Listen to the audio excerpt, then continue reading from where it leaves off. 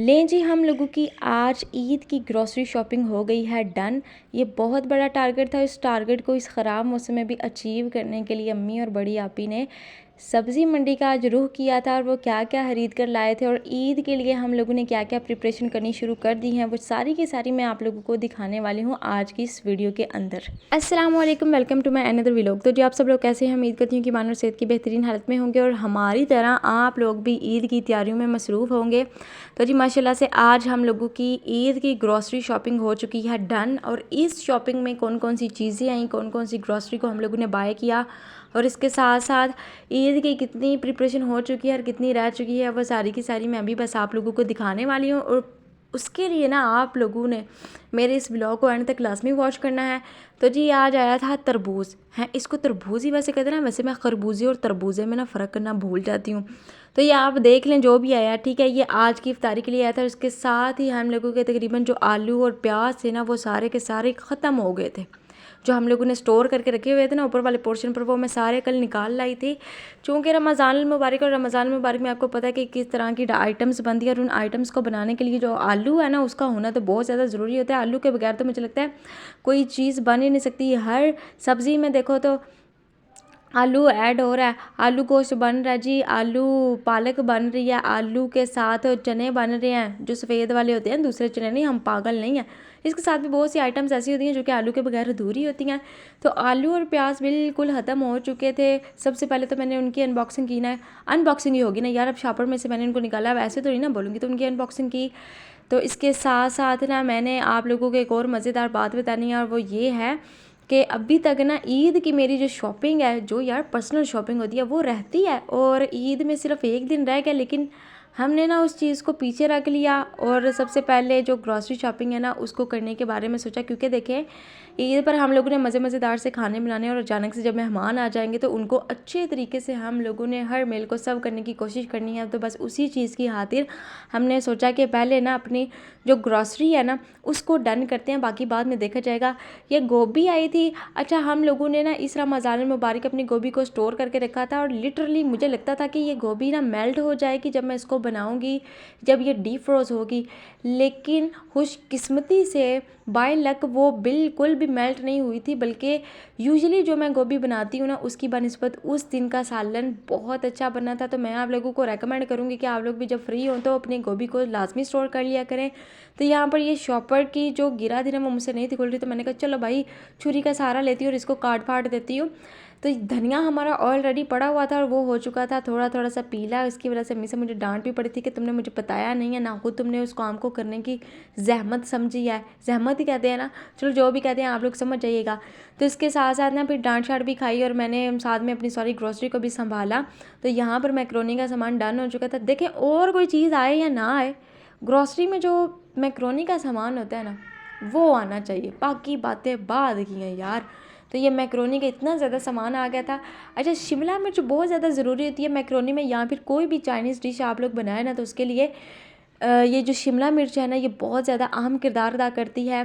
तो इसलिए हम लोग ढेर सारी शिमला मिर्च लेकर आते हैं। उसमें कुछ खाने के लिए भी रख लेते हैं और कुछ अपने जो फास्ट फूड की आइटम्स होती हैं उनके लिए भी रख लेते हैं। खीरे आ गए थे, हालांकि पहले भी 2-3 खीरे पड़े हुए थे। मुझे तो खीरे से बिल्कुल भी लगाव नहीं है, इनफैक्ट मैंने कभी इसको खाया भी नहीं है, मुझे अजीब किस्म की ना इससे एलर्जी है। और ये जो पहले के टमाटर पड़े हुए थे इनको मैंने साइड पर कर लिया और रात को मैंने ना देखा तो हम लोगों की जो सब्ज़ मिर्च थी ना, इसके अंदर काफ़ी हद तक की जो मिर्चें थी ना, वो गल सड़ गई थी। मैंने रात को इनकी चाट खांट की हैं, चाट खाट नहीं, क्या कहते हैं, छांट फांट नहीं, फांट छांट नहीं, कांट छांट आई थिंक कहते हैं, हाँ कांट छांट मैंने इनकी करके ना तो साथ साथ मिर्च रख ली थी। बाकी जो आ जाई थी वो भी मैंने इनके अंदर डाल दी थी। इसके साथ ही मटर, यार मटरों से जान नहीं छूट रही, ऊपर से और तादाद में ये लोग ना मटर ले आए हैं। मटर मेरी अम्मी को बहुत ज़्यादा पसंद है, उनका दिल चाह रहा होता है कि अगर कोई सालन बने या फिर चावल बने ना, मटर पुलाव, तो उसके अंदर खर जो उनका चावल वाला होता है ना, मतलब स्पून चम्मच, उसके अंदर कोई 10-12 मटर आ जाएँ। तो इस वजह से मेरी अम्मी को मटर वाले चावल या फिर मटरों की तादाद जो बहुत ज़्यादा मिकदार में हो वो बहुत ज़्यादा पसंद है। पता नहीं मैं की बोली जा रही हूँ भरावा, क्योंकि इफ्तार का टाइम हो गया तो मैंने समझ नहीं आ रही। तो ये फाइनल लुक थी जी मेरी ग्रोसरी की। मैंने कहा कि चलो प्रोफेशनली इसको रिकॉर्ड करने की कोशिश करती हूँ। हालांकि मुझे आती शाती कोई नहीं रिकॉर्डिंग, लेकिन फिर भी मैं कोशिश करती रहती हूँ, क्योंकि कोशिश से ही कोई काम आता है। अच्छा, अब आप लोग सोच रहे होंगे कि बातें तो बड़ी कर रही है, ग्रोसरी इसने अपनी साफ़ सुथरी करके रखी नहीं है। क्योंकि पुत्र टाइम रह गया थोड़ा सा इफ्तार में, और मैं बहुत ज़्यादा थकी हुई भी हूँ। हालांकि 2 बजे उठी हूँ, फिर भी मैं थकी हुई हूँ। ये भी मेरा अलग ही लेवल है सोने का भी और थकावट का भी। तो इस वजह से मैंने इसको कोई नहीं था साफ़ सुथरा किया, बाद में कर लूँगी। तो यहाँ पर हम लोगों की ईद की प्रिपरेशन करिए ना, ये ब्रेड आ गई थी, उसके साथ साथ ये खजूरें भी आ गई थी, और उसके साथ साथ मेरी जो पसंदीदा निमको होती है ना वो भी आ गई थी। उसके साथ हम लोगों ने बलियाँ ली थी। बलियों के साथ आप लोग कह रहे होंगे कि ये वाइट शॉपर में क्या है, ये चीनी के जैसा। तो ये चीनी नहीं है भाई साहब, ये है टाटरी।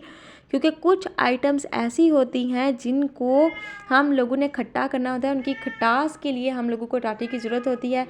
तो ये हम लोग इसलिए लेकर आए थे, और अब मेरी ड्यूटी शुरू होती है इनको फ्रीज़र में रखने की। तो मैंने जल्दी जल्दी से इनको फ्रीज़र में रखने की कोशिश की। मैंने कहा बातें तो होती रहेंगी और वीडियो भी रिकॉर्ड होती रहेगी, लेकिन मैंने इसको जल्द से जल्द फिनिश करना है। फिनिश करने के बाद इफ्तार की भी तैयारी भी करनी है। तो यहाँ पर पता नहीं मेरे कैमरे को क्या हो गया, शायद कैमरे बेचारे की किस्मत भी ना इस वक्त मेरी किस्मत की तरह धुंधली हो गई थी। पता नहीं यार, मैं इतनी ज़्यादा कोशिश कर रही हूँ, इतनी ज़्यादा मेहनत कर रही हूँ, लेकिन उस हिसाब से मुझे व्यूज़ नहीं आ रहे। लेकिन अल्हम्दुलिल्लाह एक मज़े की आप लोगों को यहाँ पर बात बता दूँ, मुझे तो याद आ गया कि मेरा पहला व्लॉग ऐसा गया जिसके ऊपर 109 लोगों ने ना आकर रिएक्ट किया। रिएक्ट कह दूँ या फिर क्या करूँगी, 109 व्यूज़ आए हैं मेरे उस व्लॉग पर। और मेरे लिए बहुत बड़ी खुशी की बात है कि यार 5 महीनों में मेरा एक व्लॉग ऐसा गया जिसके ऊपर 109 आए हैं व्यूज़। अल्हम्दुलिल्लाह अल्हम्दुलिल्लाह। तो ये फाइनल लुक थी मेरी ग्रोसरी की, जिसको मैंने संभाल लिया था। इसके साथ ही मैं ये वाली आइटम्स भी संभाल रही थी। मैंने कहा मैं किसी दे हाथ लग गए थे मुक्की जान गए, तो इसलिए मैंने इनको भी जल्दी जल्दी से साइड पर रख दिया। ये जो ब्रेड्स थी इनको मैंने रखना था फ्रिज के अंदर, और साथ ही लाइट भी तंग करना शुरू हो गई थी। अच्छा, अगर आप लोग ब्रेड लेकर आए ना तो उनको रूम टेम्परेचर पर इन दिनों मत रखिएगा, क्योंकि ये ख़राब हो जाते हैं। लिहाजा आप लोग भी इसको फ्रिज में रखिएगा। और यहाँ पर मैं रख रही थी जी अपनी निमकों का सामान एक साइड पर। इसके साथ ही मैंने देखा तो अम्मी भी मसरूफ़ थे अपने धनिया पुदीने वाले काम में। उन्होंने कहा अमना ने तो करना नहीं, चल मैं ही कर लवां। तो टाइम तकरीबन हो चुका था 3:30, 3:30 नहीं भाई 3:15 हो गया था। मेरा तो दिमाग ही फेर गया हो यार। मौसम भी हमेशा की तरह आज भी बहुत ज़्यादा खुशगवार था। अल्हम्दुलिल्लाह अल्हम्दुलिल्लाह, ताला ने बड़ा एहसान किया था कि मौसम साफ़ सुथरा था।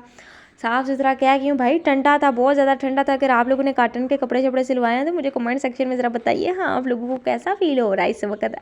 आपके साथ तो प्रैंक हो गया ये क्या होगा, मुझे कुछ नहीं हुआ। तो इंशाल्लाह ताला मिलेंगे नेक्स्ट व्लॉग में नई एनर्जी के साथ, नए व्लॉग के साथ, नए टॉपिक के साथ। तब तक आप सब लोग अपने वालिदैन कर अपने प्यारों का रखिएगा ढेर सारा ख्याल। और साथ में मुझे बताइएगा कि क्या आप लोगों ने अपनी ईद की ग्रॉसरी शॉपिंग कर ली है डन, और ईद की जो प्रिपरेशंस है वो आप लोगों की कहाँ तक पहुँची है।